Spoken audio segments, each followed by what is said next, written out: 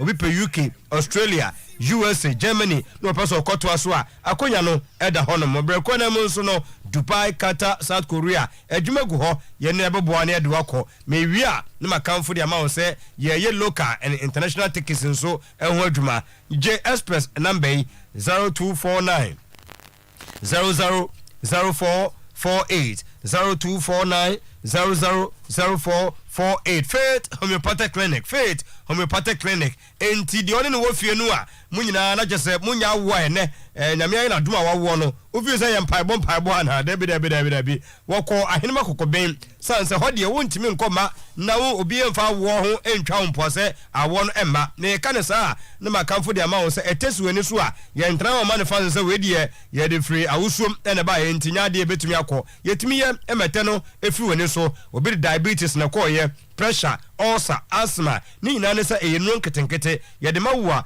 fagu utachama so na tafre 4-5 days difference message sakura ro sampa ahwoden no eba ye kwa henema kokoben 80 junction ni mo bogoso station ho atakrade Anaji police station koforudia enchei ne di new branch no e de aba pole enimu ho kabom na frɛ number 0246 728 675 0246 728 675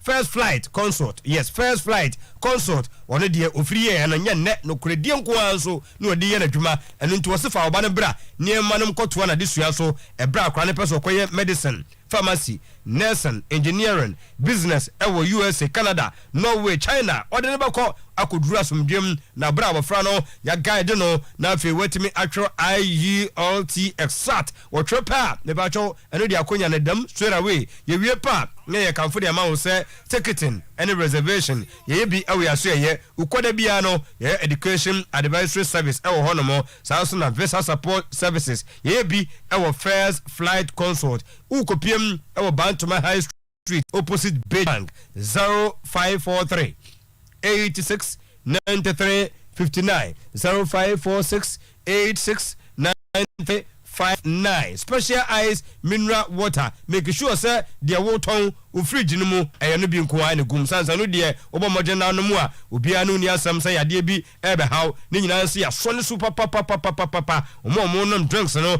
dia dance say we adwumaden na obra we special energy drink we special grapes obi per special fun time special cola mag fridge no mu nyama we special ye ka na sa mo amoto nsuo no o pesa she water ni bia woton a sie na sa obi nso per bottle wine no 500 ml 150 750 350 ni nyina no eye enkranza off Obos Road ho ena yenchi ewa make am for the amawo 0501 301 228 0501 1301-228 police ni na dro Dr. Sharp momo na baso na monkan fo se imbusto no de eno ana e de ahye dudo no anansa ne unya dudo enom ni nyina ne se eye immune booster kase pa onumu a ma system ne strong ti yade no fe ade bia no na de out form mentima nko adwuma no ebeyi sa de na firi wono mo so pressure no ntimi nyina yi a ebegyina yi na ni nyina chi no na fei yetimi aboa ama bosome wabu nsa no flow no aye kama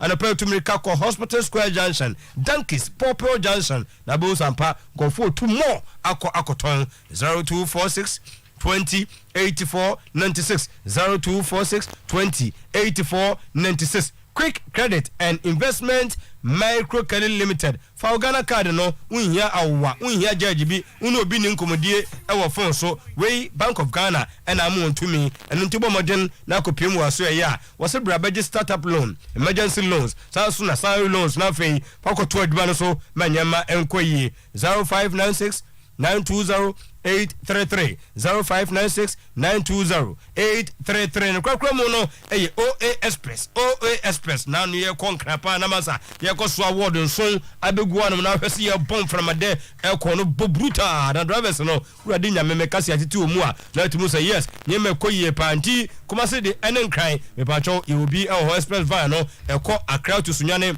e ko Accra to Techiman ye wi executive van no tienie e kuma se to Tamale kuma se to Boga Katanga na Vrongo Eko Paga Yakoho Kumasi to Aflawo Kumasi to Wagadugu Elibu to Aflawo Accra to Tamale Accra to Boga Accra to Navrongo Paga Ninano Adia Masters post ni waso de Momodem na friend number 0558 81 21 22 0558 81 21 22 na nyama nyina no etumi aye kamanti enchana mezotuo to aso dia mamuidie na me kamfo dia mouse ene eye wawota wudin no eye Masuo Owusu Kodo entry Masuo Owusu Kodo entry do na fro big Joe shoes we every one kasa wadan for post ni na je say and Dr. Abedi of Kwadaso NSA Yenwishe Masuo Owusu Kodo entry aka Big Joe shoes Yenwishe happy birthday nti yenyina sway na Mr. Otuomra emetwaso emfa emamodia kabia no yewono nyame ade. Thank you tuno me da say bibia fine ye be kind messages kakra but for boom na menye quick headlines na afi ya be ha man for messages ni aborum ni eko baba kamera say bodu katakono efiase yield resource and the FA knew why they took bodu to Qatar because clearly na am say adwuma da ho the train no and so there are new changes other junior national teams no ye banzo so a ye behwe clubs and also super preparation ahead of the commencement of the continuation of the Ghana League, you know, and House of Folk has been beaten by the Black Galaxies, who are also preparing for a match and as a tournament. So and the Parliamentary Select Committee, Asia Sports Minister, Natama Emunsamu Dawson, information I picking very interesting. Yeah, because some of the answers, you know, now Omubi Honomo na Omontiasi and interestingly no Emunsamu Dawson and also Honomo, Yarabeka and also Ehon and Samu Kakra and also Honomo. And of course, players movement and so Musam Daso Ho, a free banier is also still in the picture.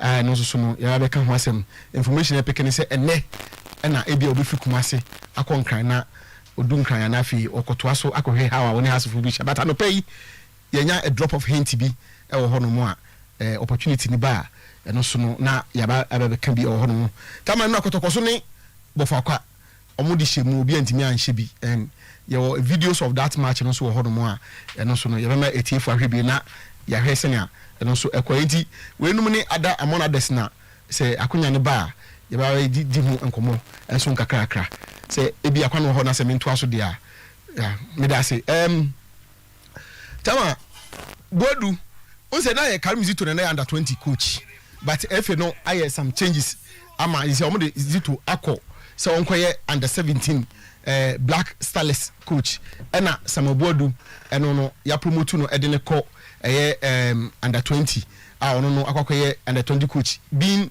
to be assisted by Desmond Ofe and Salifu Fatau. Tama ye check Desmond Ofe no background Ofe no background kakra no. So you offer Lances A.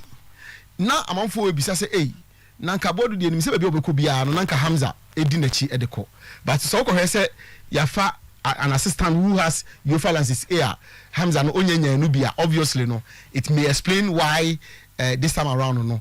Bodu move I just say for the first time in about 4 or 5 years Bodu move Hamza and Kanehu and see idea the first time Bodu will be working without Hamza or Bing and amount for being feel say ebia na akwaha Bodu kakra because you know say about a lot of the tactical work na dey na Hamza eboa Bodu e kwa bibiri super enti ehonum na amount for afiase ho discussion aye but unfortunately, no, the assistant na become bodu no is not that much known, especially locally. So, amount for say under 20 no is supposed to be the bedrock of almost all the national team no because under 17 the pick talent no under 20 na fe develop more afi no na say omo mature year and then they are moving into the senior national team no itself. Let's say the Black Stars no, some of them be under 23 no, any ABA e be so be Galaxies no, and say under 20 no bedlock enti boadu that ye nimu no from the days at Deportivo no ye nim say e ba say ye develop talent or also or sa skill no, and so a good selection and I say good choice ye na kwa si ho no say onkonko yes adwuma and so boadu at under 20 for me and many other people no feel say it's a good choice, and when you a UEFA Lances a certificate holder also eba be kan ho and say okay on so be awaye adwuma na me say why more amanoni and so o sehuna o de be kan ho and so utimi say mpanifo no ehwe possibly building a very solid under 20 team be the bedrock for the other national teams no. So if you under 20 we bet my movie into the Black Stars no if modern mono one e be do ko hodo mo and the progression be from then to under 23 to the Galaxies and on like that. The board appointment has been well welcomed. Yeah, eduma on be fiase aye and we said only eduma ye die na say good news edema bodu. Tama maybe bodu Zito down to Stalis. And say you the drop no if you want to look at it from that angle now, but you also need say is it also say but say you develop young players or was abotre no ne adaje na otimide that normally no another coach Ghana hanu you say eba say yetete enkra was san ade pa Patrice Fabian, but at least it also so you who say about that aspect na also that qualities no, and so you be expect say it also be me I build a youth side or more a progressive to under 20 now a be easier main pipe bonne say anchor you be moving forward tama consistency aye juma, because one of the bane in Ghana football a lack of consistency ube hunu no na bia team on be put it together no go into a certain competition na bia na amfa na afi there's a loud crowd yense say omo yenyu omo nya ade ni ade e ba ne saa it doesn't help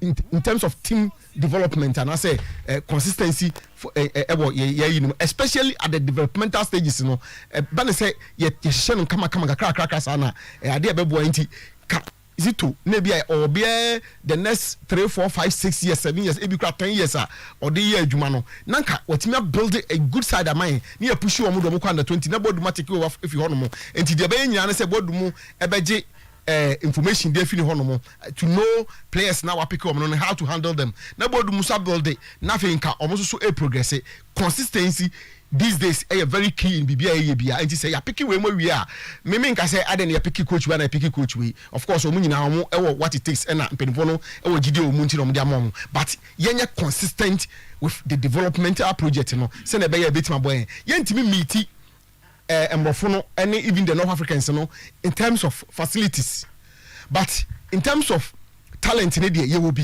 say you're consistent with data ebeboy me can you time me fierce say you better player no under 17 one here crana when develop to under 20 no na home na ya turn no enti and a problem no and abeye bibia I say din say obeka say obe stop it because player no we ordine ho say opportunity about football na adwuma na say opese okobobo ba bia obenye sika be dey so be nteba ne sa no a omo hwe the developmental project no so then it affects you because say we lose 1 2 3 players if you team mu a chisa wo sa akokopɛ ebi so esa de be shim and so hono so ye another big headache as a nation ye wa say a way to solve it though difficult say your intermediate any ye be ni say ya but ya results are pepper no and no ade a bit my high and of course tama your facilities na e wo no enye developmental friendly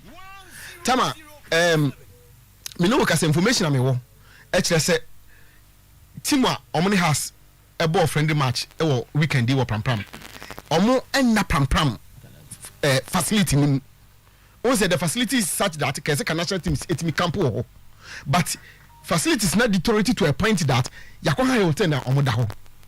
That is a big problem. Sadly, tama afibia FIFA play sika. Enti FIFA sika na omode bre airplane omode yeden. because some of them are supposed to go into go project now FIFA ma kama ye dey here no and Prampram see way a purely FIFA go project and FIFA sika de sika be ya kase kedi bi akosho ho ne nke kohwe say ebetima boa say yetimi ma Prampram deteriorate to a point that ye the national team kwotena ho a ye ntimi house wo mo she say san fa sika kotua hotel na ye do mo kwoto ho no ma then it means we are not doing something right. And not as if you are calling for the head of Nkofobia ebi mo hare a mo ntiase but why must we do this? I didn't necessarily as federation now football ni development no ehye mo nsa mo na mo hweso no mo wo facility a se nka wontimi nya ni yi a ka maintain no to at the standard na at least wo de ye no after the asant matter how ama and nimi information just say panyin bi power of football mu ni nua ba na sisi we in charge of Pubiman and say in some way it is happen with Pubiman no sorry Prampram ni nua ba na in charge of Prampram and say in some way it is koso Prampram ho no tama now bisa ho say and say about say proper football development and we are doing something wrong. Send America no sikani de ni bebra ABI in terms of infrastructure no ye betima kwaye akase ni bi but wonya kakra bia wo bo ba wo hweso yie na no ne ye be kire se na esupon aye and Prampram cannot house national team players just say high hotel e do wakotena ho no that is very bad for us and the ban is anu a ye developmental project no time entimi enkoye it doesn't matter how you change the national team coaches, it doesn't matter who you put there, it doesn't matter how many players you put together say with facilities no any normal we no say enkoye a ebane sana na say unhihye na wo makono na e ha adwen ye pa nti yes appointment in there ya de ya penko for the adwuma ma wo they will put players together but the issue is infrastructure. Is it developmental friendly that omo wo normal say we under 17 here uhia say ukojima ese we use say bola ese wo bo when normal say we under 20 here ukojima say no do we have them? If we don't have them and we say we want to develop a squad that should be no ebeko into major competitions for me it is neither here nor there. Now producers in Blasters player back Bukari Edin Komo tama me move to ono no de no Osman Bukari o say Magana for empower enya gide wo mu na team no e call World Cup no good enough say develop wo mo Afcon omo gide so betima kwa kwa tama if this is the way ye normal Osman I no krese say ye yire ye ho a ebia ye kwa Afcon e betima kwa kwaje but the way ye normal ye sitie no I'm afraid say Afcon e bedru so no na ye need enough quality and materials e don be kwa kofa. This explains why the BIA ye dey kwa kire enkofo krom akwakofa players of course they are Ghanaians but as I say you're interested in the local game because no crap e say the federation no omadwuma kese pa ne so mbere say football is develop here and develop very well but senia omo ye no de say your target no ene say be kwa kwaji Afcon na tama from ye normal ye kaka kon de amanfo nyintumi say moving forward ye be count on Ghanaians ya wo mo amanone omo ne beba be boyen and as I say asanso gitu mu say omo so no ye nya wo mo sane aka kane no na ye tanya players e ma yetimi yi no ya wo mo ha no ye form the way ye develop ye de no sane ye kono no ene ye nhihye ene sane ye treat ye no ma no emwa ye ma ye ntimi ho ne wo mo talent ni ye she said wo mo ko amanone enti ba ne sa no we have to fall on amanone for na Ghana for ko wo mo ho ko bombra no ko wo mo ho no no na ye de mo ma be sia kind man. This is the way I normal here because Prampram need the base assistance of today and keseka yetimi develop your players yetimi di ye bibia Prampram na yentimi enfan house your players ya just say kokko high hotel and do makwata no mba do ye training wo pitch no so no mo sanko so the facility itself na si ho no na ya ye the kama yes house players in the titama I think say yes say you ho ebetimi akwaje Afcon but as I say ye no mayi and ya onkofo a dwumadi ne sha omo nsa as I say omo hwe no ese omo hwe no omo ye sa onkofo no omo na omo eye normal amasese yi yakutimi akodu pointer as I say Ghana say pese ye ho dia chi say follow on enkofo amanone no. Thank you very much. I say every farmer say I think the GFA should appoint a new coach as early as possible because the next AFCON is very near. And also some of the media should stop the negative propaganda, because everyone has an interest in any institution. Let's support our own. Greetings to Priscilla and I'm Apoki of Tabia Heba. I'm watching live from Austria. I'm Godfred from Labadi, Accra. I'm watching you live on Facebook. You are really on fire. Keep it up, big bro. Afrani Electric as Pacoso Estate. Kumasi, the French language prevailed over the English language to book a semi-final spot against Morocco, but Gareth Southgate got it wrong for pulling the star boys of Bukayo Saka and Phil Foden, who were in a thorn in the flesh of the French defense. Greetings to all Theocracy Church members from Afrani Electric as Pacoso Estate. Kwame Kenya Asasiru say good morning. I'm supporting Portugal, but the truth must be told, Morocco deserved the victory from Kwame Kenya Asasiru and Makum Market. Star Boys say I'm enjoying the show live and Clatter from Mim Airport Oyerepa Sports, no size. Congratulations to Black Galaxies for their victory against the Phobians yesterday. Otuo Acheampong Furniture with a Moroccan. The Moroccan has made African proud. This is from Otuo Acheampong Furniture Works at Doom. Co-Crazine, I'm watching live from Akoko Amon. BBC should render an unqualified apology to Africa for falling Morocco, an Arab nation. Africa will not allow them to take us for granted again. We will match them boots for boot. Crespo from Fufu. I'd love to see Argentina beating Croatia tomorrow and Morocco also beating France on Wednesday. Prince Young, good morning. Prince Young, my name is Mr. Otuo and your panelists, please tell Kodoko Technical to build on yesterday's performance and also if they can play 4-4-2 formation with variations, because we want to see changes in our performance when the league resumes. Watching still from Joabin. Prince, okay. Simba Madesta say good morning, boss. I'm watching the best sports show in a nation live at Roman Rage Accra. If truly indeed God is alive, we shouldn't allow Argentina to proceed to the finals of the FIFA World Cup. Yul Carrasco say good morning. I'm Carrasco watching live from Old Botiano, Yaunsia, Accra. Millions of people around the world became addicted to football just because of this man called Cristiano Ronaldo. Almost every talented youngster in football idolizes him. So that's for everything he has done for us. He deserves nothing but respect. Kofi Ajiman Black Man, also good morning. I'm watching inside Pig Farm in Accra. All right, Captain. I'm looking at the four countries that are making it to the semi-finals of this year's World Cup. I'm talking of Croatia, Argentina, Morocco, then France. Now, looking at this particular World Cup, and they are witnessing, it tells me that these countries got the opportunity to be here by dint of hard work. Not necessarily by the tax and your target countries be. For example, Morocco was not given that tag, say, to get you to the semi-finals, and that is the first time an African nation do that level. Kudos to them. Croatia was also not given that tag, so get you to the semi-finals, because you look at the Croatian team and many believe say they are aging, so most of the players are over the top, and for that getting to the semi-finals was something a bit distance from the connoisseurs.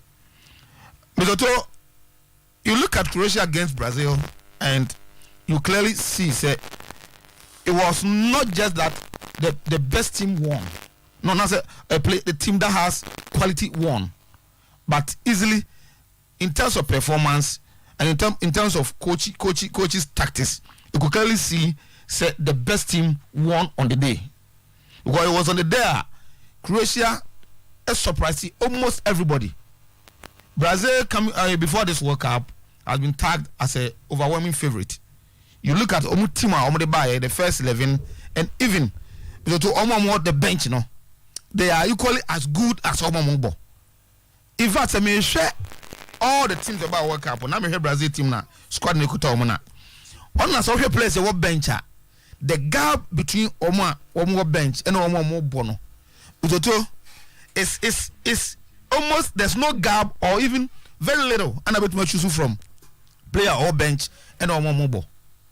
But what I saw and I said, Drew baby, I think complacency asset in their team, in their play. So it's like having the best of materials, but not pushing them to give you the best that Omo. That's what I saw from the Brazilian team. No, Croatians. No, I strongly want to believe we say in their mix. Now they thought to say they're going to meet a teamer. They were going to rout over them until say they met that match. You know, Darko Dalic and his boys. No, and they made sure say they will match them boot for boot. And so time game, no, of course, now there was very little they could do. And they push it that pushy game, no, to that penalties are over the year or so clearly it was a Croatian teamer with hard work was on target and did not give Brazil for no that respect. And one thing at this World Cup teaching no dia man no. So the teams now a progress now not some performance no equals na it was as a result of say not giving the opposing team no that respect. Say I think this player almost of such players that so players, and for that let's give them respect. Yeah, strategy be a strategy ebetimi that team rather than say onu team who they say we are all players, and for that we think say we also have the best of strategy that we can play against this particular team, and that's exactly what Dalic and his Croatian team deployed to the pitch. So I think kudos to the coach, kudos to the players, and I think Luka Modric to me in this World Cup has been one of the best or top performers as far as this World Cup is concerned. Anka uheni age, anka beka say yes of course, anka or court ne way mu anisa.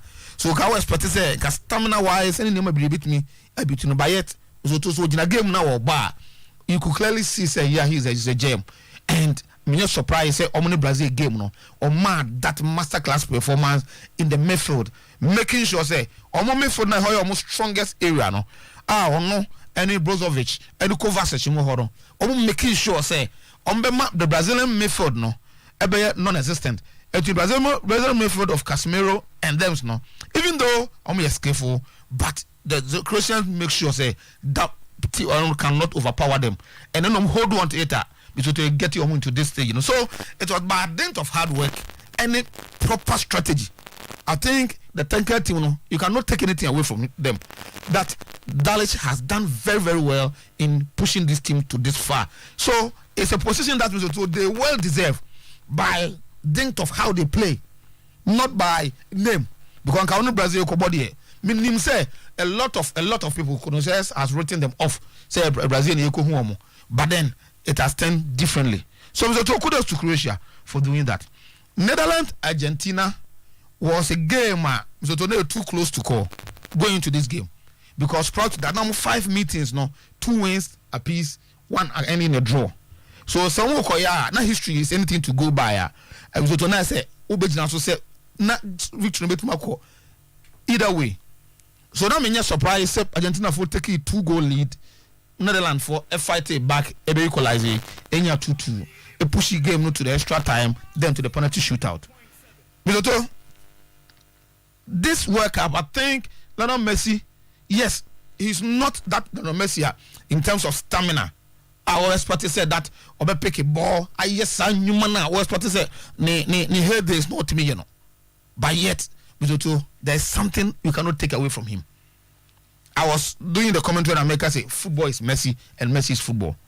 How he's exerted authority on the team and what he offers to Argentina national team. No, gone are the days in Argentina for at the point in time on one gun because he's lazy because they're not offered him Barcelona as a player. Go so bit much of Barcelona so do Argentina. Now I say we need to have confidence. We need to have him to do that. But so the last few years, all come to the twilight of the career. So to was sure say, yeah, he's the gem. And this World Cup won't even take anything away from him. 4 goals he scored, and even in the game against Netherlands, strike attacker Sebi. So sometimes, yeah, passer, assist a player bidima. Goals yes.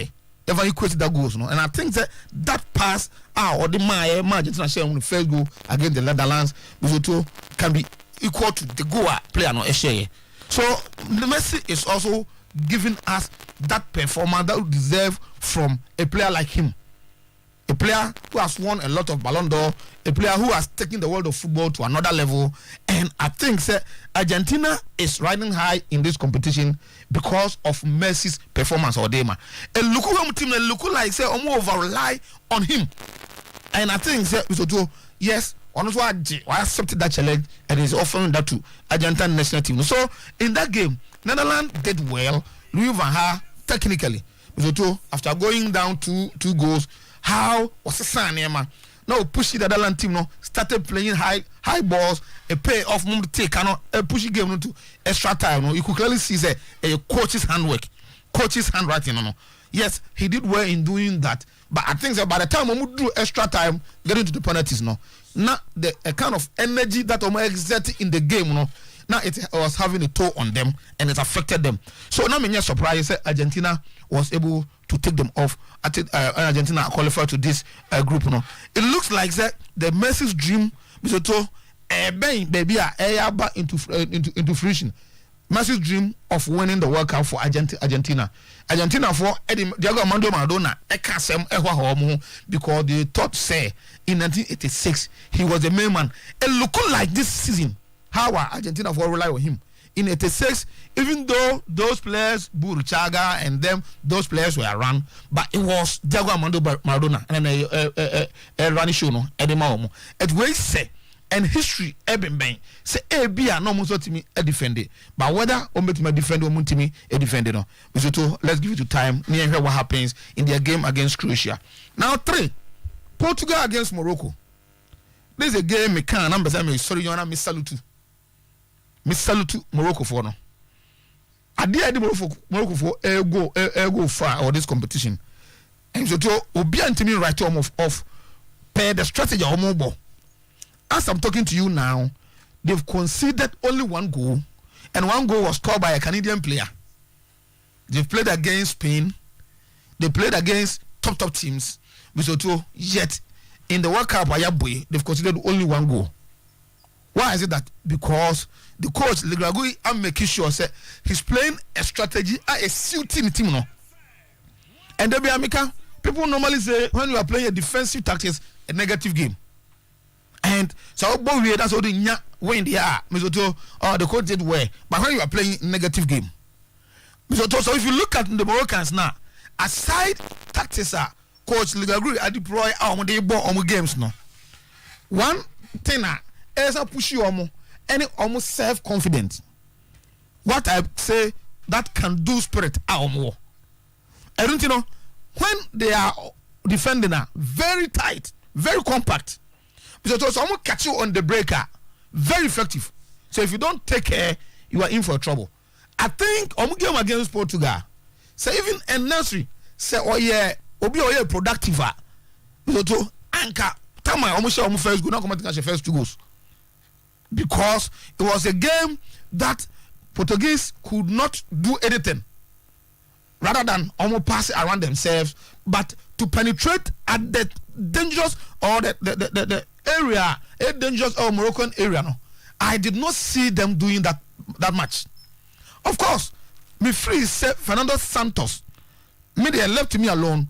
Then go introduce Ronaldo and Tema. It wouldn't have been bad because you can see say then Portuguese started playing that high balls, and now we a lot of work. A lot of opportunities. Now it could have resulted in a win in any good day.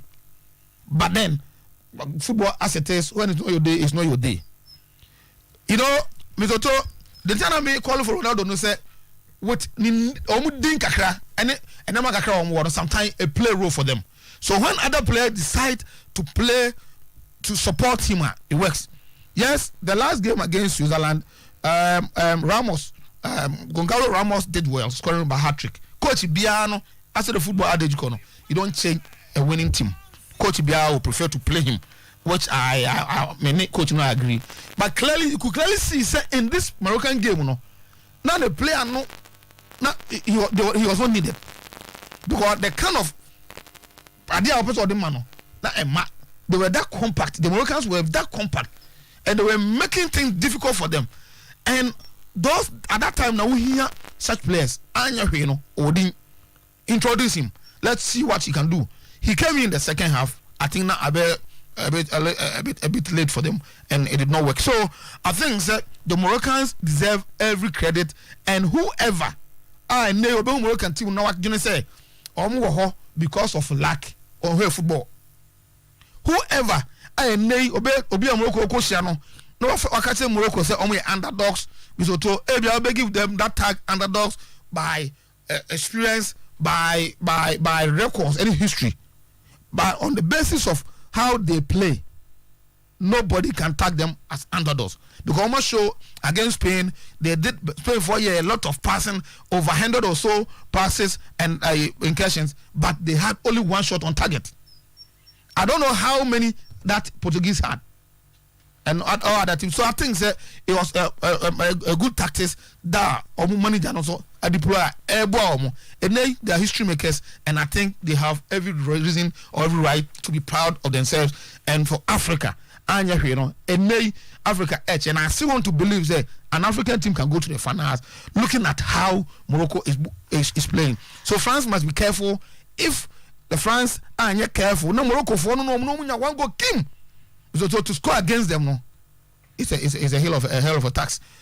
Then so you move to England and France.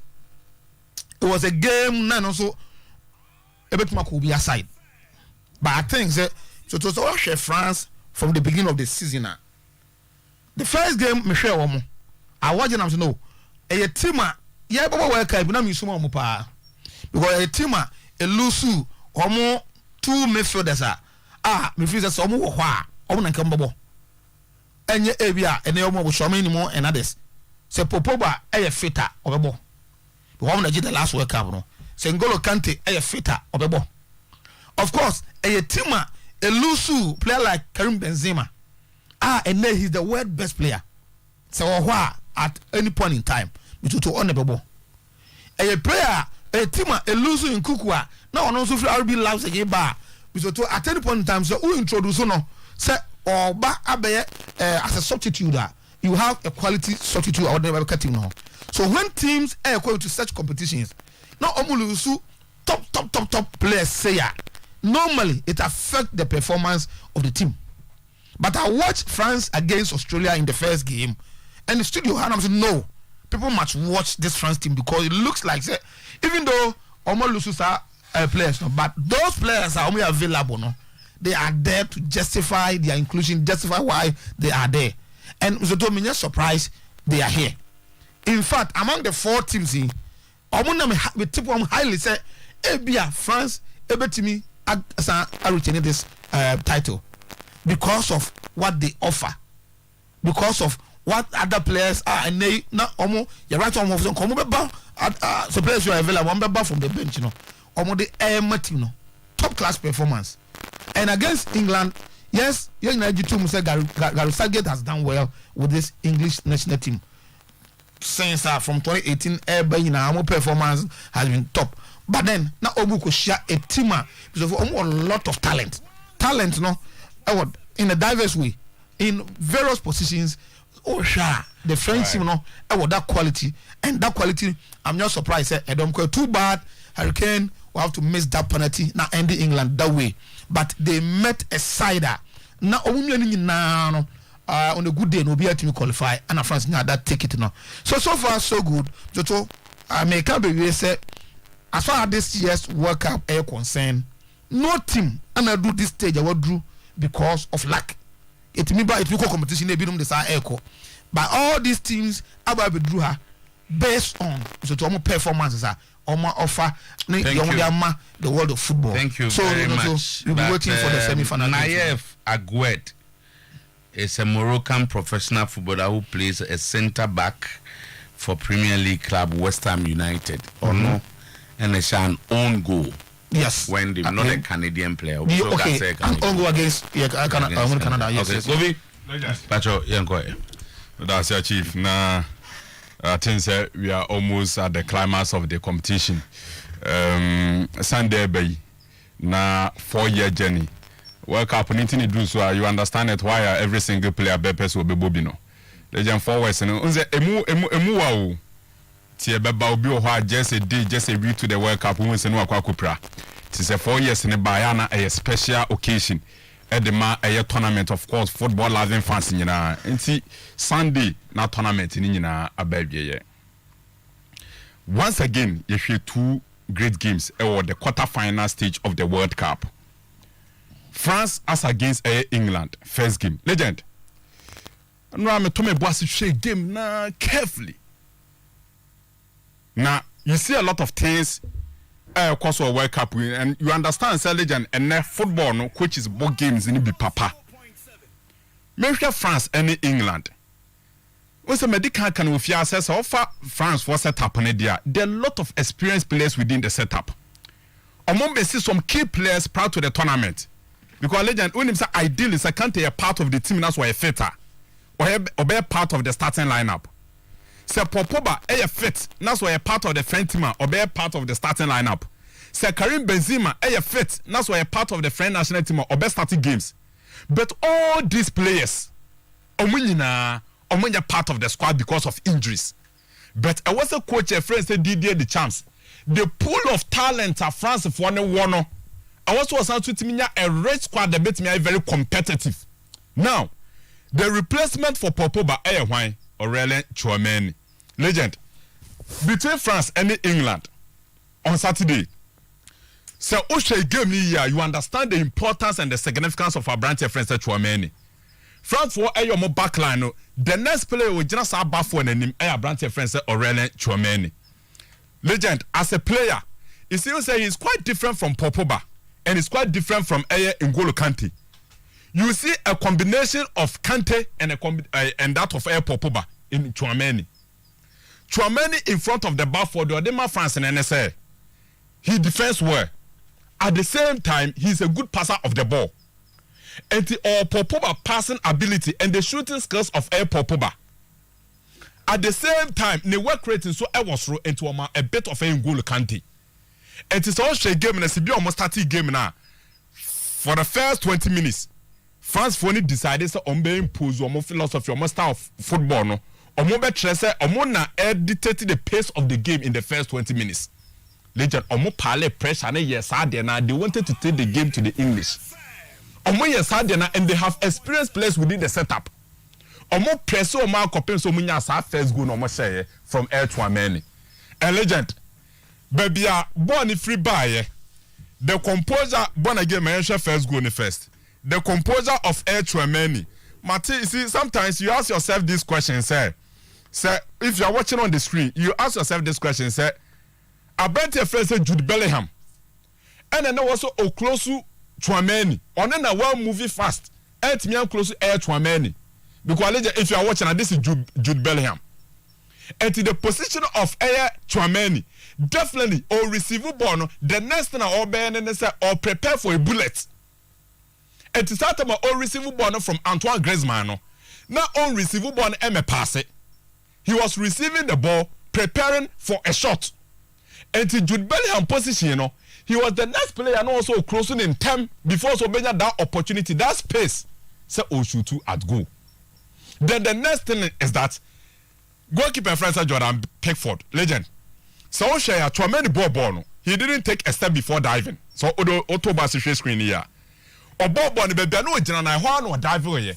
Now the next question is that so ultimately taking one stepper and what dive away, he could have had a fingertip on the ball. But what can you know Boma first goal need there? You have to credit Tchouameni. The position and that power no timinya behind the ball no. And the angle of the ball and it's extremely difficult for any goalkeeper to be save our ball no. And legend, this is a player at the age of 22 years. France national team did about World Cup. And the run now all play no at the moment or one of the best at the tournament. At the moment, he's one of the best at the tournament at the age in our one. And the ball was them at the French national team. So the midfield play, the defensive work, how accelerate, how pass it, the shot from distance. And Miami feel Popoba too much. So all share games now you don't miss the presence of Popoba. All face Popoba crowd away because of Tchouameni. And legend, this is it. Baby, I mean, coach your friend say, Garissa get any issues in here. offer Chouameni Sema making nyina it was because Omonya England for a creative method on air Chouameni. It is also a game near the weapon England for the attack. Youngster Bukayo Saka. Saka was playing like half a winger, half a midfielder. And then they ran into the midfield. So the first goal England scored was as a result of the penetration into the 18-yard box. And then the choir Chouameni committed half hour. Bukayo Saka. He was taking on defenders. He was creating chances. He was getting that fouls now. A bit resulting to goal for England. But the point is that, legend, Yoko tournament, so offer English players are no more form of power. There's one particular player, or Leicester City, as a midfielder. In terms of creativity, there's Madison. It's how solid an French national team here at the back. With Ayajus Kunde no or a centre back near right back. Theo Hernandez, Upamecano, and Rafael Varane, and Hugo Lloris at that post in him. And the Chouameni, and Andrea Rabiot, the strength of Rabiot, anyhow we defend it. No about him, no, in terms of strengthening side defensive network, no. The strength of Rabiot with me the power, no. So this was a defensive network on the buy. So you need a creative player, bet me BM, or bet me exposed defense, no. South player, in my opinion. So far English national team about tournament we are a branch of James Madison. But Madison at beach was but okay in Abuma legend tournament in Rubebia you need big boys from who stage in middle. Offer French national team now. Share Olivier Giroud, Fakele Mbappe, Nefa Antoine Griezmann. These three forwards as compared to England forwards in terms of experience, let's overpicking wine in terms of experience. Because we are talking about South Frontier, on the last edition of the World Cup, and check Olivier Giroud, FS was shares how when you go to the France. Proper center forward go. The positioning, the anticipation. How we Eja John Stones more. No money na Moko Pija Babia Olivier Giroud ever.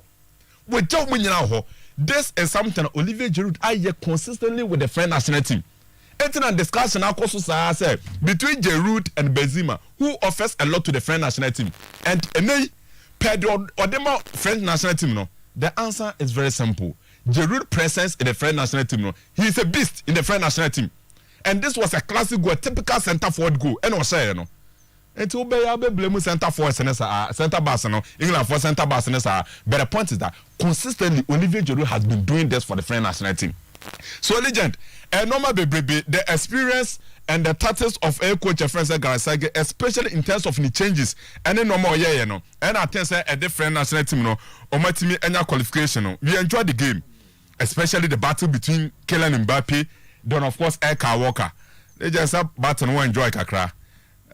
Me na Mexican environment. No team say, don't feel say Ka Walker had the best of Kylian Mbappe. But we say there were movements and so it seems clearly Mbappe so to me reduce Ka Walker. So it was an interesting battle. And a baby friend national team enam no legend. Bibia catch say. So far 4 countries in our car tournament in mini dia. Ni can be beer boom form experience ni be beer boma. The French national team they look better than any of the 3 teams in our cano. France, Portugal, Morocco, then Argentina. Over France now. Croatia, sorry. Over Croatia, over Morocco. Legend, almost form, if Argentina. So medical can if you say is more like a one-man team. Maybe that's how I see Argentina. So baby, I could do 4 teams now Canada. Or pick one of the teams are why very, very, very inspiring, very, very convincing at the French national team. So legend, let's see how it goes. Yeah, deserve to be where they are. Morocco a boy against Portugal. You as Africans. But na so a fan of the Predator so and say ora hokakra. Once again Mecca say coaches a football. Coaches a football. Where the Moroccan national team now, they've come with a plan from the group stages, round of 16 quarter final. The plan is very simple. Opponents no more ball, yet me no more ball. In terms of game control, in terms of possession, legend that is the yet me no more ball. You have to admit, so on the Portugal ball. no more Bernardo Silva, Omo Neves, Tavio, Bruno Fernandes. These are midfielders. So many born kita. They so bit me no my control game no. So what is the plan? So plan now no move you in the round of 16. Let's defend in numbers. With the idea say you 1 or 2 counter attacking football. Your center forwards no. So far Bufa, Nesri, Hakim Ziyech. So 3 players up front no. Omo very quick. And definitely say Timinya one guy, you bet me to as well frustrated opponent and no more bono. So we will defend. And to more game plan or more bonny no, a typical Italian football. Catanasio, counter attacking football. Get one playmaker, or more playmaker no behind a Hakim Ziyech. Legend, against Portugal. What him say we a game no? In terms of percentage, now Portugal have won about 72%. They don't care. But you ask yourself, 72% now, Portugal for boy, no? How many decent chances and a Portugal for team create here? You control the game, you possess, but you don't get decent chances against the Moroccans. This is the tactics of the coach. And it's understandable this way. And a true moment, once we talk about key players in the game, legend, so for Moroccan national team now, they have players in difficult moments, almost to team rescue team, no? A branch of friends says Sofan Amrabat or Frontina. The midfielder are just in front of the bar 4. She ne composure throughout the tournament. Hakim Ziyech, ne performance. Now me and just how work up we are. I never knew the defensive work of a branch of friends Hakim Ziyech. So Mulusu Bona, he's the first point of defending. How about press? How about drop back? No joining Hakimi Ashraf for them to defend in numbers. This is something that Morocco for now. They had a plan. And almost take it to a more plan. And almost they bo. And almost they could be semi-final of the World Cup. Kakra meka about coaching changes in Fernando Santos. Legend me we cry. Well, let's say me down pa in terms of so far ye Africans some near that the Nina Toncha legend radio. Who said the Portuguese were struggling to create chances, decent chances. The most creative player within the Portuguese national team, no, Bernardo Silva. And to me, can if you say, Omo games no more starting in Bernardo Silva, more as a deep line playmaker in front of the bar 4. But legends, Bobo. Next a drew movement, I'm with me creative openings. The best playmaker, no, you have to move him high up the pitch. So I expected Bernardo Silva, see a bit moving from sa deep line playmaking role. Near dinner to give that final ball. They now players in a panono, Rafael Leao, Joao Felix, Cristiano Ronaldo, Goncalo Ramos. Some players are from Tunisia. They no more pay a true ball. When the moments are true ball, no. But Bernardo Silva was playing deep in midfield. So you move Piano Kakabra anymore. Just behind the strikers. But how can you now boom? So what is our discussion here? Of course, say Morocco for no, they are destined for this tournament. What is our discussion? Say land na your boss ball, land no, assassin your boss ball. Arab assassin, Carter no. So they are destined aside the tactics and the plan, and all the scientific aspect. You no. There are another discussion and they say some Moroccans for na come for so mu Spain free mu Belgium o mo ntimi a show mo in the group stage. E kwa ma fa so mbaba be Portugal for na free mu no. The land Carter na ankasa na smiles at the Moroccans. They can name bomb abaso. Oma make history. The first African country to make it into the semi-final of the World Cup. We are proud of them, and we are only hoping say umbetimi upset it or my friends France. But sana mekano see further evidence of performance and share the quality, the experience of the friends side. There be catch say them for them to make it into the final. But we will support them in the semi-final. Legend, we had great tournament as at now. You great tournament, legend. Go me that's it. You go. A good World Cup, very good World Cup, and one of the best. Sebo organization there, I think said that there be a canon. World Cup will be a bubble after every World Cup. You classify that World Cup as the best, and Qatar the World Cup nako a different level. A World Cup susua 1, 2 great footballers omanya opportunity to wear a pair of boots to kick football on the pitch. As also Ebeyomo last World Cup in line of Messi and Cristiano Ronaldo. their generation, they are the two best players. And Odo Moko, in the history of football, they will also make a case, reason why they are among the best. A be a platform now, Omodo Omo carry a beba na with that platform talking about World Cup no. And they be the history of World Cup no. And recognize Omo bebre because Omo win World Cup ni bi. Say confirm say Cristiano Ronaldo will end his football career without winning a World Cup. Until Ronaldo ntimi nkotena sa table na yedi Pele, yedi Maradona, yedi Zidane, yedi Luis Nazario de Lima, mo betena tena no Cristiano Ronaldo ntimi nkotena hobi. Because at the age of 37, I don't see Cristiano Ronaldo so beba the Canada, Mexico, USA World Cup in 2026. Because at that time he will be 41. Ebia Portugal will thank Cristiano Ronaldo to Erujamela. No me dena basa World Cup no, which I don't know. Into Ronaldo de na abanawi here. Other player waka any Messi and Ochina. Whether Messi will play in the final of the World Cup on Sunday and Messi so and then the story need to say Cristiano Ronaldo. But when you pick these two players, they have different story when it comes to World Cup. Different story I want to say. Omontimi we need bibi mo country individually ebia achieve bibi. To say Messi, he was adjudged the best player at the 2014 World Cup and okranyo on the J. Yes, Argentina final against Germany. Individually, wa achieve bibi at the biggest stage of world football, World Cup. But so beji trophy di ama wo man no. Eno ne asem no. Nti wo Argentina after a victory against the Netherlands. After the Argentina for a change omo perception about Lionel Messi. Argentina for say Messi betimi achieve bibia wo club yo bobo bia, especially in the time at Barcelona. See the club football records eto achievements to her. Maradona nye closer to Lionel Messi. But almost say tournament na ye bought less than 10 games, which a World Cup no. Say Messi and Timi and Argentina for 1 year. One Maradona nye pe. Inti ebesinde Argentina for say their greatest footballer is Diego Armando Maradona because of what he did at the 1986 World Cup. Sadia nunkwenti Argentina for Maradona so anoma sorry. Omunfane ni agro. Ti Messi be bibi age so World Cup. Almost in Netherlands Friday ni wie you know.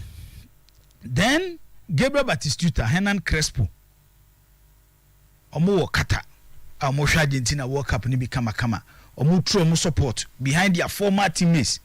Omo new opportunity to coach the Argentine national team. And offer omo bench na may classify us a failing generation. Omo coach Argentina bench is here no. Me form as a failing generation. And Argentina for a lot of hopes in them. When omo no me footballers. Lionel Scaloni being their coach. Pablo Aima Eto'o. Then Walter Andrano Samuel.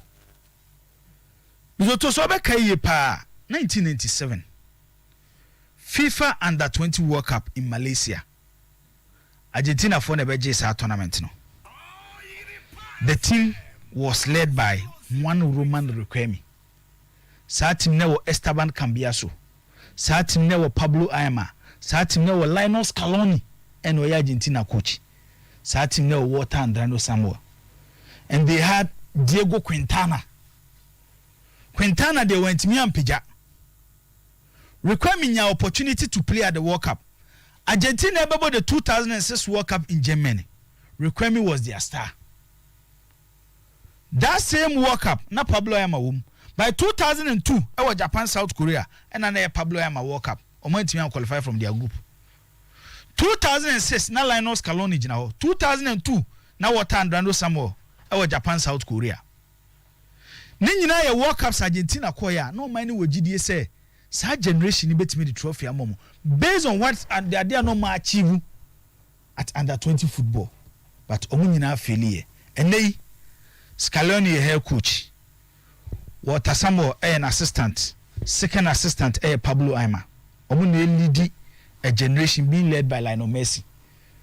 Say omo nye BBC 86 no eno na Gabriel Batistuta akofa asem biaba sentrofo ni yekuwa edia no mkubusa Batistuta say boy a Messi bo 2002 World Cup yi ye betimi dia compare Maradona a obo 86 ana na Batistuta se debi ade na Maradona ye 86 no in the history of World Cup since it started in 1930 yenya World Cup bia player ba ko se watam ne mind ye sine na betri so abo sa abo na Abranti friends Diego Maradona abo 86 no no even Pele in 1958 in Sweden. It's Maradona 86 DNA the best individual performance in the history of World Cup here. Even though Messi leaded this Argentine team. A quite be so, mene Gabriel Batistuta ya. And there be a mekase. Aside winning trophy alone, Diego Maradona at the 86 World Cup was on a different planet, not just as for Froso. Bona Maradona born 86 no. So to a better chance and who football ebu as to be betin abobi. Not only about his goals, but the total performance. And the matter say because then Maradona was young. He was 26 years and the Messi was 35. Now Maradona were a lot of energy. It's offer omu game ombo against England in the quarter final. I will share 2 goals. Edema Argentina, including the hand of God goal. And the best goal at FIFA World Cup when England players 5. What he did in the semi-final was better than the way in the quarter final against England. That game no more boy against Belgium. Final no krana one go almost Germany 3-2. Brown, Buruchaga, Hoye Valdano. 2 of the assists if Diego Armando Maradona because that game Germany decided to say they would take Diego Armando Maradona from the game. But still, Maradona saw Maradona of finding a way for Argentina to win the cup. It's mini Batistuta ya say Maradona at the 1986 World Cup was a different footballer. So for Maradona, even at the 1990 no struggle with injuries. The performance even at the 1990 World Cup no Messi bowe enuru. But the difference is Syria tournament na Messi etimi agea. Because the last time Argentina J World Cup was 1986 no. Yeah, the Messi be kwa kotina Diego Armando Maradona table no bi. Say only the Argentina to win the World Cup since 1986. So for Argentina team now, there is one thing about them, and Mr. Two teams 9 can as Morocco ne will be kakra. Say because the team be look more compact, they don't concede a lot of chances. Argentina team we. Yet hey, me should be say better account even the number of saves. Emiliano Martinez aye at this World Cup. Because of how compact, how close Argentina method no defense near being marshaled by Nicolas Otamendi or enjoying the best season as a footballer in Europe at Benfica in Portugal. Reason why or captain Benfica team no. Reason why Benfica had an extraordinary season in Europe, especially when it comes to Champions League football. Then they have a player, Tese Lisandro Martinez, Christian Romero. They have Mekakra at the right side of their defense.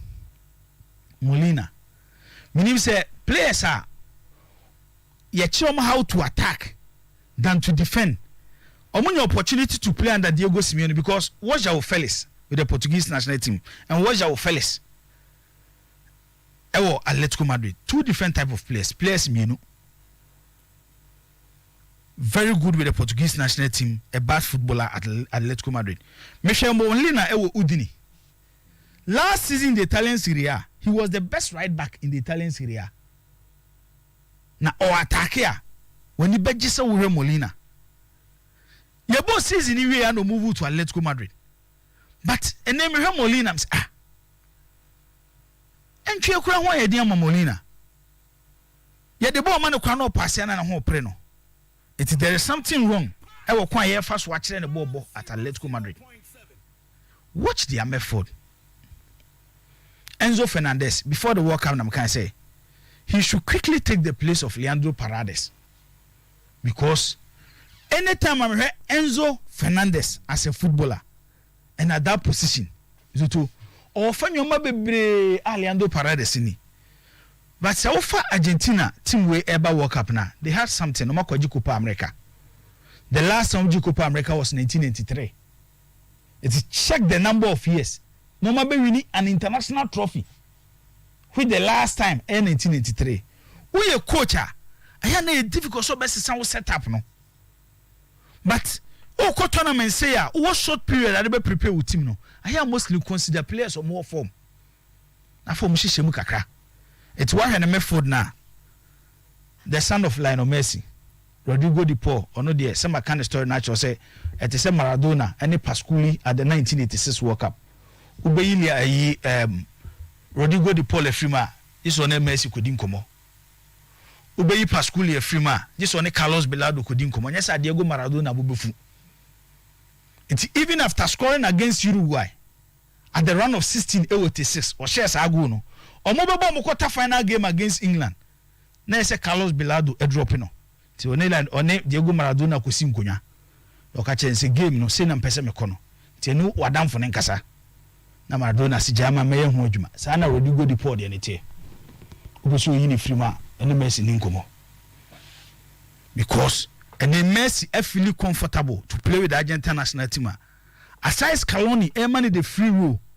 One player working within the team. Ama players no etro mo support behind line of Messi Rodrigo Di Paul into onfani ni agro. It is this Argentine team Shobitsa McAllister good form at Brighton no they about World Cup no o show mo front na Ricky Alvarez ni wo bibia Lautaro Martinez ni Lautaro Martinez perform more like a second striker than the main striker, and because omo Messi otimi ejina baabia pass ball through defenders no. You need such players for more movement, and you'll be able to do play to invite other players to say Lautaro Martinez. It's World tournament in a Kosono, and you may be done what you quickly Linus Scaloni changes in the Argentine national team. Until I think they did well against Netherlands. Once you can Netherlands team know and how they will play at the World Cup. Eventually, move film it was on penalties, and almost say, Omu game normally Argentina boy, even though Argentina control majority of the game. But sen komo qualify ko manima ye do mo ko 2 ne no man beti 2-2 team mentality. Argentina be share different opponent in Croatia. The ma Croatia ho ye hu nie. Omo ne side at tournament we omo timi stay wo game mu che. And omo ba mu. Hwe time na Brazil share go no. Anytime omo be take no. Eba eya be ye bibi with Croatia. So here the 2018 World Cup. Their game against Russia. I'm saying from quarter final, semi final, you know more travel to extra time. On Tombe Lusu 4-2 to France. It's the ability to stay in games for a long period. No, hey, idea about what Argentina for Ezo Muhini. And Maka said this Croatia generation way, Ezo golden generation. They have midfielders, they know how to control the ball. Defensively, they are weak when it comes to their midfield. Because when you be a defensive lawyer there. Kovacic, Modric, Marcelo Brozovic. So first time he pay me and say, see a case of me food have been good defending Jeboa, or Munibi. It's the omode ba on table, and say, Ombe crabo nache. Ombe de fed the foe. Befife bo no ho. The Kachebeke cabo no ho, not what bread. Then they take advantage of you. Until you be show good game, Yamaya do much now. Morocco story na effect. Now, make I see a better tournament, Nasi. The catch is yes, if there is any African country, our baby no money at the World Cup is Morocco, because throughout their qualifiers, Mizuto, Oman Lusu game bia. Africa ya boy qualifies no. Ofa countries about qualifies in our Africa, Morocco was the best side. Yeah, boy AFCON in Cameroon, they were the favorite to win the AFCON, and the Egypt you omo free. A kwa no mafa so prepare omo team. On say nipa bebre kan about investment. Accepted. But for Morocco team at the 2018 World Cup. Ubo say the spine of this team omo build from the 2018 World Cup. Bonu their goalkeeper. Last season, is it this season? Yes, Ballon d'Or. So mo for about 6 goalkeepers and about the final 14 him. 6 goalkeepers no account. because of that good season awunya in Sevilla. Based on that, ubeti agase eba tournament no. He is the best African goalkeeper, not Eduardo Mendy. Last 2 seasons they were Chelsea. Achraf Hakimi on any day, ebetimi compete with any right back in the game. Right back bi o tiasa asisu bi o so obo number 2 bia. Baby o gina bi Achraf Hakimi gina eni e obo mu. Na Hakimi ka 2008 squad no. Hakim Ziyech no kan. Nazrio Shegu against Portugal no kan. It maybe my test World Cup experience. Almost story need to say Ghana yeko 2010 World Cup no. Even though players from the yeko 2006 World Cup and a first time no. Na bebre na fade out by their experience na won't mean tonkune. Etina beka yeko World Cup no. Sometimes World Cup no to a project. Wo hwe baby a wugina ayesa aserewa. Wo hwe ho na ade anwene wubu. Enye de obi eye na wo be bi. You have to so plan bibi foforo. Bagana na semba ni edi mi ni ato akone. Reason why ni emu bi ka say sometimes bibi wo ha wo na wo create to get results. Cameroon call the World Cup quarter final for the first time. Ayenya African country call World Cup quarter final 1990 because omo create bibi. Paul Biya, who was a fan of football, he insisted say omo be hear the experience of Roger Miller because World Cup no obo bi da. Anya hwe kura no. So what in China? He would teach the young ones coming. Said the stage in the city. World Cup and Cup of Nation. Enye wakobo ball e wa Abuja akoyi Nigeria film. Even though it qualifies. But we do tournament proper na. Enye Cup of Nations sem. There are certain players na you be here experience getting closer to the team and one of them is Samojan. But oka Ghana se na baby bebre na nyoma basa. Nti ya na ya asem kakra. So to the mention say and this is the first World Cup I call without Samojan. Your striker will lead the attack. Wa mo short to cram keep anch no. Inak Williams. And yes onya dio. But stage no obi akohopen when you experience. No one getting closer. Na nyoma aye kama. Nti Morocco story no my investment all right. But mo keep some of the key players at the 2018 World Cup. And then yomo nem ma mo dia ba bedru sei. Media meti hey Zutu. When say Sunday Morocco will play the World Cup final. Morocco bebo final kwesiada. And they will play the final against Argentina. Morocco be the first African country to play in the World Cup final. On Sunday against Argentina. France team no se game ne basu kwada mizoto. Yebeka bibi about the French national team. Reason why I feel say and they say England in Kofia people will talk about hurricane. But the first na England omudru London Heathrow eso mo yenzo munsaki Gareth Southgate. Omodu omumpamu Gareth Southgate. Ona mo man qualify. Wey a gamer me ma hwe England at World Cup. Menye fan of English national team. But if there is a game shame me pa a Saturday game na England ne France boy no. Omo ma France any chance. Time England back game ni mo control game e punish France no because over the setup of the French national team omo fullbacks no Jules Koundé and Theo Hernandez. The Oma Mbappe effective. Theo Hernandez. Se Hernandez move to create space for Kylian Mbappe. Mbappe out of the game. Eti kawa katimi take Mbappe ye because na Bukayo Saka che Theo Hernandez. Ashenche ho no mi ano. Then you take Bukayo Saka out. Raheem Sterling. Yebo World Cup. Osi akromfo akona busua so. Ofri kata ko England akohwe na busua. Obaye just some few hours. Na odene ba such a game. Whereby player now be you no. Was your crucial on an self France system no. Some akase Osman Dembele the ball ni productive. Nto no ni hu. But in Kylian Mbappe say Oman is space onya 5 chances me to be shemu 3. It is a block Kylian Mbappe wa block the French national team. Enti Gary Southgate sa Bukayo Saka change ni ebesi na mementi ase. and see a be keeping the players a check for some period. England is be playing the semi-final 2018, final of European Championship 2020, born 2021, and then this World Cup. Favorites to win the World Cup. See, I can say Obia build the team no they babeji World Cup. England is one of them, and just one change, no they are killing the English national team because now one gamer. So offer France team now. Me too. We will game carefully on Saturday. You can't orient Chouameni. You can't draw Rabiot. But their midfield is very weak. England for the dominating midfield no.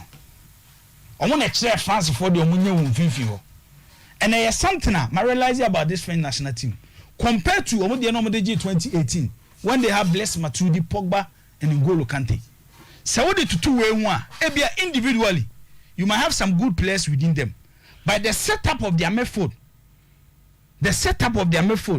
and the Bemo game now against Morocco, no, Morocco stand a chance. Okay.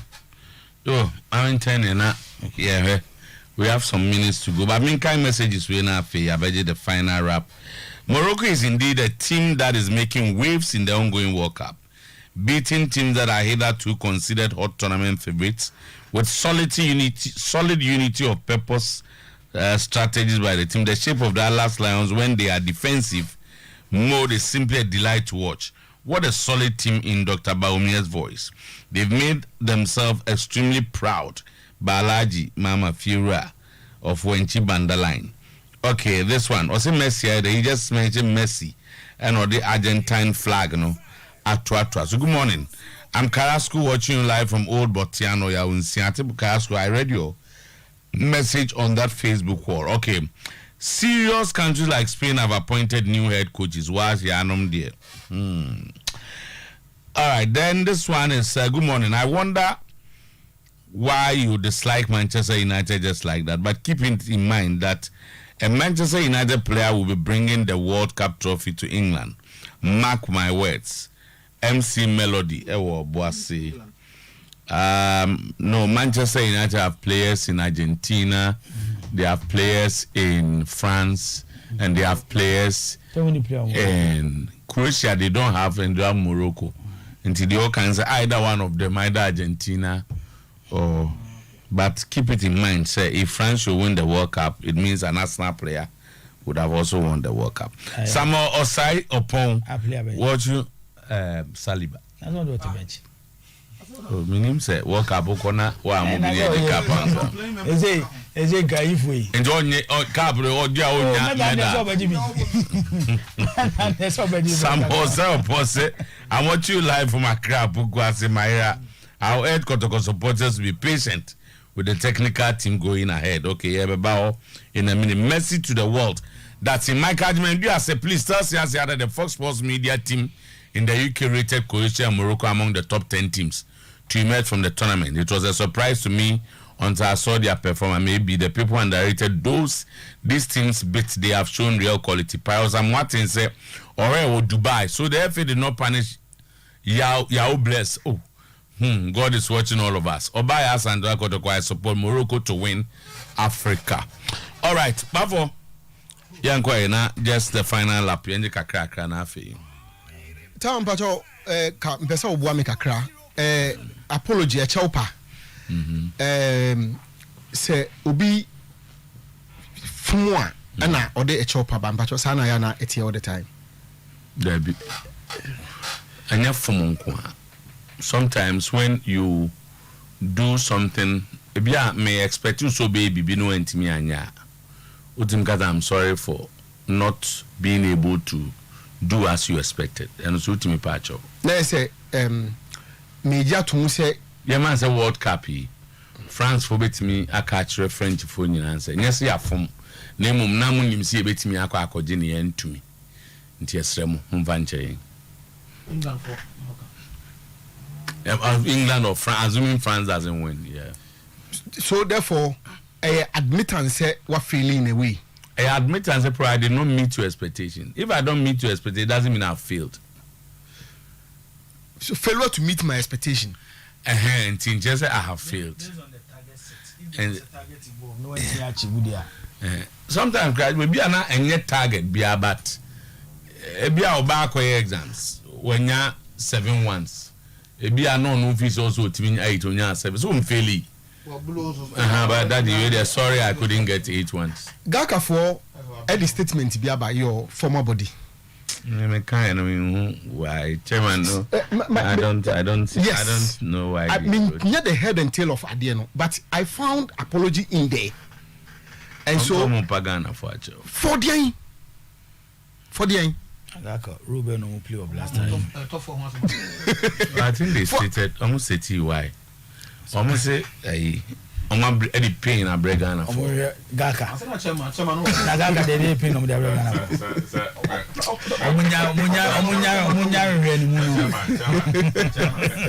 Ghana chairman so someone no come chairman say now chairman is an individual this is statement from Gaka say be a chairman now where chairman was close to the scene na baby a chairman so that na apartment na chairman na apartment ketwa enti bia chairman kudofia no hu ne say normal na course wo no almost they were rapping I mean from Gaka point almost someone who was it Enya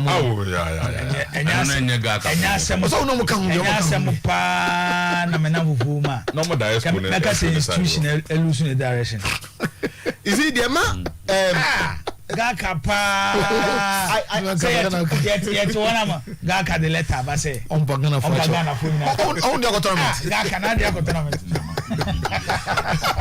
I'm consult one I'm not surprised that time person obey this statement I'm not surprised that person obey you have not asked me to read a statement oh but the you that I know you also be the Gaka statement but you bet me akan but it's your time okay there you go carry that kind of many ba for ya adwene sit here and that my view on the statement niti so the start me what because I don't think it's helpful because still you am fair jumanya who say you are apologizing on behalf of the idea jumanya if you apologizing I know me honestly me why they wrote it as a good friend as a former ESCO member of Gaka once I ought to me I would have advised say Chairman, why are you writing this? Because we the can fire but be who say because kind of say the which is a baby or go into no man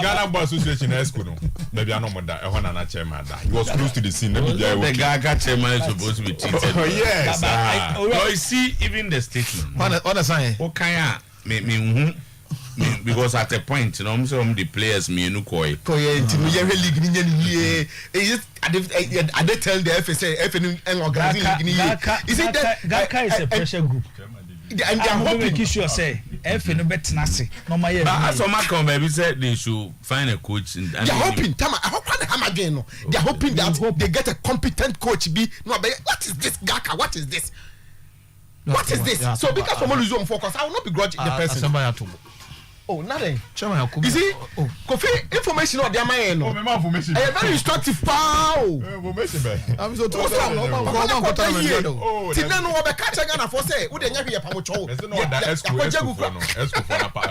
so ko dey Gaka has always had mouth watering a place apartment 2006 Gaka was at the World Cup since the bia tournament I didn't go tournament 2018 me man go World Cup Acheampong so didn't wanko ntiachire oh kasa chire na so Gabriel ko yango bi tournament anya work up yom go say enka ye bezi ko bi that was because read the statement for me time for me some no go am for statement you read e be say statement yes statement asema no kabaso where statement about time no ga 2 minutes that's a competent fool we appoint I tell them can't drum better they was more around well and only I am afraid party go to Busano because Akoto yes I do say Akoto is a spokesperson so usually statements and be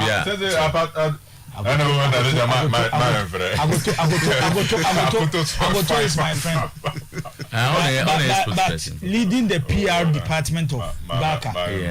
Na osopoto sa di we no better ni boss so on better and the own ni boss so on better this time no it's not the no first no when I was speaking for Gaka no na me ESCO member Agoto enye ESCO member on the appointee a decision ESCO obeteki almost say on za koto ni je o enti won fo kura na wa churo Agoto the work up say so o je adwuma no yenyi na dia na umpenyi mfosi akosiem trade asem mfoso se no bejai bafo ye na tama Gaka say na ka me say Gaka be kasa dia se na ka Gaka be kasa ne da we na me ka say nka obe na kompeso mo kasa pa dia statement made with the tama minya so say e be achieve is intended Gaka the Ghana work up you know say me who say unye too keen about this but time you can see discuss this statement and you proud dey na we discuss I don't know who dey me say kwa we say baby am fu say eso mo kan ma say mama for we hope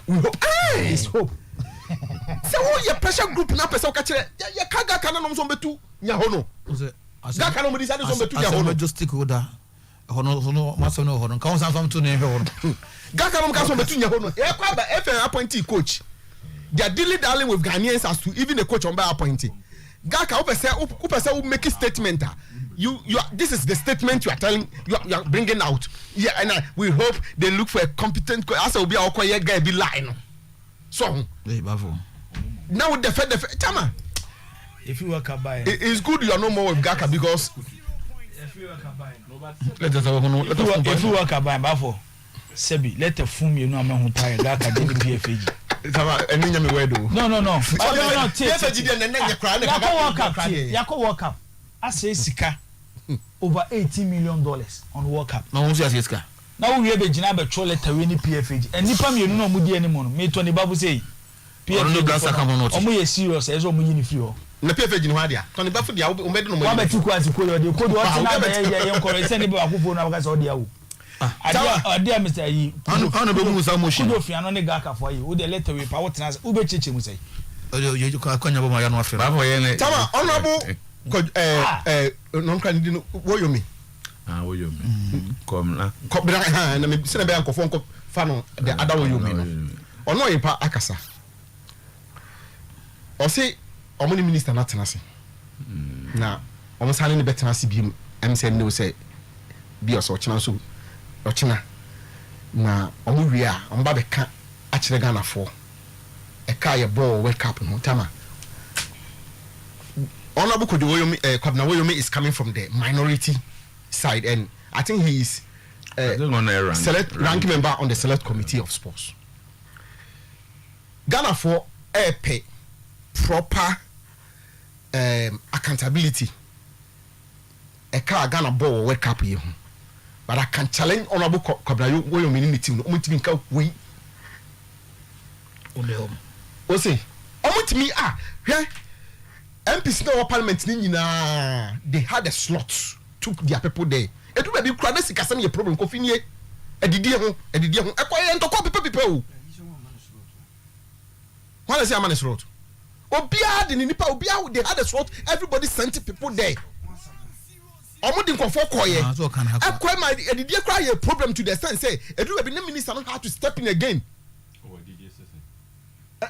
I'm not talking about we say you were about 3 group of people call you. You omo any media for America. You omo free abamu call party people. You omo parliament for sorted the mom no call ye. And you omo FA no so edu omo call ye. Service on upon someone can say we are one slot. You okay. Omo free parliament e call ye no. Tama. Omo kodu ho no no. E na ye ja omo asema omo. Enti say we MP no do call ye no. So Pepe dem say be $200 be the mawa. He's down with you. Obu akrampa MP na akra wan kokromo obi. Yet ordinary slot no ma obi di koye. So o kakra bi ipedi ama wo no. Edu be na san kofo musika akosa. That's what I'm saying.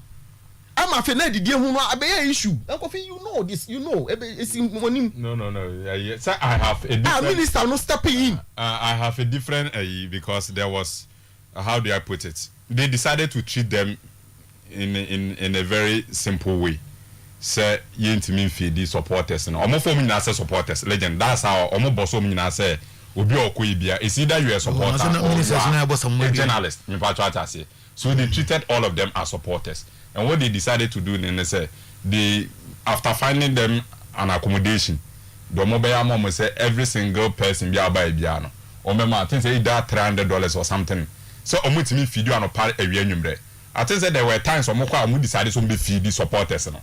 This time round, almost almost time they didn't make some preparation for aduane. NTJ ebia $300 or $400. Now one kasafato or DND. And every single supporter or minyan team free back or say, then some kasa amount of money and say for your daily upkeep, legend in Zoya for NT almost possible million to one say they are all supporters. We cannot feed you breakfast, lunch, supper. So take this amount of money for your upkeep in terms of food Diana after say omanya accommodation there more. Tawa. I was informing I'm go fear in a minute na. Me dey me hu ni say some meeting we ombewie ababe defe ya na enwa they don't come to tell us anything. Okay. Because there were time minister no kwa supporters no. One man supporter ko catch am say omo ye okay omo huru no. And you go to know of it. Me that's it. Yeah, so the appointment of Samuel Otuo to the under 20. Good one. Anomaswape Zito Naba under 17. Now I say Zito na they no ever under 17 one more since or under 20 no. I guess so. Now so to don't person me free baby. Sagana you sporting director FA me boy. Technical director sorry. Bernard Lipe that's a Lipe no. Bernard Lipe. That's all. Yeah. So Adamo boy me kakra ja we the legend. Oh. Ni role who play in various national teams anything. There ni role anything. Go functions of a technical director. So if that functions of a technical director, they are then so is virtually not playing any role, and for that, you waste taxpayers' money. May the way airport to Spain their home. Because the appointment of your friend said Samuel Otuo who recommended it. How was it done? The appointment of Otuo Acheampong who recommended it. How was it done? Easy. Because certain kind of talent to order your committee, your coffee, Milo buy all those things all around. But as a technical director, Mr. A quick look at the Spanish how they did on I say Spanish for system. No, but that's supposed to be the ideal idea. Technical director and a coach. Technical director, no. You should have an influence because a say or an influence. Because both. I think coach there is the executive committee. Both. But normally executive committee, but who technical director you film because your father say pair who name there. That's why you need to football. No? So they consult you when they need your input. You are supposed to be consulted at any point in time. So how do you know he wasn't? You to pay my checks. Okay. Me who sad in room. How we end up appointing coaches to various national teams now. Me who ye your game plan, your boy, Black Stars. So what has that got to do with Boy Dumondiano? That's what me would say. Me as an individual, I manage home. Say Boy Dumondiano. Me pay. I like him as a coach. But say in system no. Say they be a question na say appointing and make offer out to Dumondiano ina eba no. You be a question appointing coaches. No, not as a technical director. No me who will play. Aside that, your game no your born na your born. Obi Antwin can say it's as a result of one no brain child no style of play. Now say how he wants us to play. Any day you want me who my way. On say Spain for the time go for Bible no. The La Fonte am appointing us to. In 2013, and I'm appointed to under 19. So Oyerepa 4 years. I think somewhere in 2018. And I'm the under 21. Now Tama Okono, the technical director no, appointed him, nominated him, and I called the executive committee no, the president no accepted any role no or deba. But at the end the do say yeah appointed coaches are. Say the okay is peculiar with Spain. Spain there. National team coach Zomba we say na no under 17 actually no buy. Who can they there? Omo ko World Cup. So be our crown first. No, and me can say if it is a beg Juma and the technical director they are. So be Nibia someone. Almost every federation has a technical director. But me don't determine who coaches them. But me Nibia the no play Musoto. Unless you know no catch him say bia apart from the American. You have boxing near my baby. You see. To say one and they can't be anywhere with my cousin from under 17 level. This is the way I play. And two. Technical director no. Sometimes style of play. And na yeah, also they appointed coaches because who style of play that Oman be used to. Say this is how I want to play. Me play possessive football, me play defensive football. I just want to do this. And you expect say when it comes to Oman, no quite fast your boy. At least you should be in the known. Okay, and I say what been it? And who appointed coach? Who appointed a coach who suited that style of play? For example, I don't expect to say Lugragui, I know Morocco. So you Spain here, Spain be appointed under this omo dispensation. Because the style of play no doesn't suit Omo no. Is what I say? It doesn't suit Omo no. I said will be coach. I said the team be far, Man City be far, Pep Guardiola, on for Jose Mourinho. Omo philosophy, omo style of play. This is how we want to play. It's not Barcelona the enemy. Why Mourinho was not chosen? No, the old boy, can't the old boy. Aye, so say why can't we be example? Coach there, you look at materials at any point in time. But draw up strategies. Yes, but you know there are some countries. Morocco, when they meet, they come to the AFCON and they will not play like this. But so you know, sir. But so you know, sir. Who the Morocco team may map go do the boy? With this the same almost strength, almost as story. But now because he believes that this is the style of play. There are coaches who have that. World Cup, only Brazil, Koba. Teams now Morocco, no, this is the way they should play. But so they are playing. Like will not play this against Brazil. No, but one new Morocco teams what they call World Cup because also Enkofano under this. Will be a more. Brazil for 80%. Coach Bakomo Konza Pep Guardiola. So Umbejane there. I know say be Enfa. What? Pep Guardiola. So it has been mentioned. Brazil. Yeah, Brazil national team. Never pick a foreign coach. No, it's a speculation.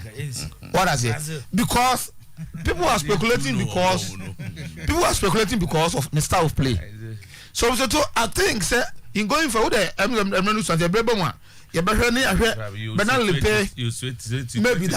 maybe that. Nah, okay. But as far as we are concerned, maybe somebody I saw one no money na o di no national team no. Yeah, 52 that I na ji bonche. Asemo ba mamenda Eugene Opoku Ajima ase legend. Tese obane ye adwuma. Eugene. No mo kata hono. Omo ma bi o na. Yana mante no mo. Eugene am nya short obeba. Eugene na nkomo na me na dey. Ghana for guys, control the go for American. And for now, say bia obi ba me sure say bia wa ye ne plans bia your barbe snatch mas akọ bia US baby say na work can. Be say all barbe try Ghana there. There's almost tell me a change. Oh, and men the gap no they are better than yeah, they are better than us. Ghana for no more. They are better than us. Hey, they are better than us. Some na man can't just say there were a lot of Ghanaians and now are more planning to stay. And no more your monoma send a bear companies be bit me a tap your monoma your more paper seminar at the damn mom send a bear and bit me stay. Legend it's not a bad country at all, especially if you have to make a comparative a year with has in India. I think it is good for them. Eugene, chairman, you did a great job there. Legend, I'm not much and I bear no my baby has it should be cause of across the folk. Na nyame adom chana e bebie so menim say ye men kan say e good news as e bad news so obie so dia obeka say no ade ne wododo ano den dodo ya be so kuma ya ade betimi aboa e players no discussion bia cause across the folk oh that be crowd in chira anya ba na but of course once we player since you other so player the man so folk ne dia or also a playing body no be on legend. But discussion be akoso very high level be. Discussion are not dem pa. Na me adomo achina. Na nkomo ni nyina na me di ne na no peye nyambo achina me bie so. Na machirawo enoma ekoso e wa class folk. Ti wachina so ba no was wo ye house of supporter na obiti a botamu koso ti a ade na no den na re so be ho. But the board chairman of Accra Folk has taken a decision based on ensemo oteye from playing body any coach, you know. The board chairman of Accra Folk, he has taken a very bold decision. Our club with him. No, you coaching us. But players and they same before coaching so. I'm an board chairman. I'm a board chairman. Based on that, he has taken a decision. Is it the Elijah Odoto? Is it the Asim? Oh, legend. But I'll talk about this. Okay. And I'm going to not here. Ebia now round bet. Uba be tia send medical prepare mind and I know what never the aka manji boy. It's fine, legend. It's fine. Many are just board appointment no and one decision me a fool me support you fool nyafa. And me to me say the under 20 national team the backbone can't be our assassin to be to your senior national team. And yemfa coaches anyhow. Sometimes you need coaches with experience. Few years our board was spending in our Premier League, and coaching has to win 2 FA Cups and 1 Premier League title. Me fa board to say, bia you to maybe a twem near under 20 obehu Sam Adi. Obehu the late Samadi, the late coach Afrane. Ebia age-wise, but experience, getting experience in our league and moving to that level. In Tienino, we support Sam Obodu and the decision of the FA president to put Sam Obodu at that position. And in the Juma obey because World Cups are there. The success of our story under 20, 2006 Yako World Cup. The backbone of our national team, 2001 under 20 Argentina. 2010, the third African country to play at the World Cup quarter-final. 2009 under 20 Egypt. Some players in the Dom Kobo. Do na ne Dom Kobo World Cup yard no. Nti ye nyina ne bebo coach bodu. We came at a few or corona one thing this is the national team. Yeah, issues of temperament. So now but I think it's a good decision. In terms of coaching, at this particular time, it's a good decision from the FA. Matete Bani and Semnibia, Bamsu to American BCCA. Now, and Senamiti ba for monomome, but the truth of the matter is Bani signing a new contract for House of Folk will be very, very difficult. At this stage, the entity say, "Ka contract ne sign it in Kenya problem." But don't say media no and some no travel. Virtually clubs are expressing interest in a free band in Mizutu. Omunina who say ban your contract be. If so, they are not ready to negotiate with a club on a fee. So what you make clubs na pay free ban no clubs ni nyina ate ba for months no can no matter 31st no contract be nti omunye ready so betwe bibi so to de minimnie club consult empese ban ye beko e wa bra has nya bibi if so se ban ye benya bibi a has benya bibi a because ban ye free agent and sometimes the players a free agent omo je signing no fee nti ABA and the signing no fee no has of go earn something from the free ban ye signing loyalty bonus. Yes, and yes sir, this a club biba how you ready say some few days to earn a free ban ye contract no say ban ye koye extension na so mu ko ties come so betua but the new say clubs are ben nyina no enye ready to pay any money to club be a free ban ye because mo send a contract ban we Yeah. Nyame ya adumo china.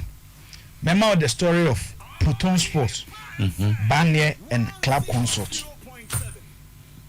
Okay. Acquired to the level say, and club console for ni bi wo ha na proton for na from na manya club ama ba ne omo interest ni say omunya no beton no na unia enye proton ne fa Joseph so when the contract who has a folk and I'm Nico Dreams FC in 6 months and I'm ton $350,000 Nico Algeria has a new who today. Okay. Yeah, thank you very much. And Tiabnes is the news team. Okay. That's right. And then have a very, very good birthday. Baby, I will be a human. That's no ha. All right. My Okobia Sante. One and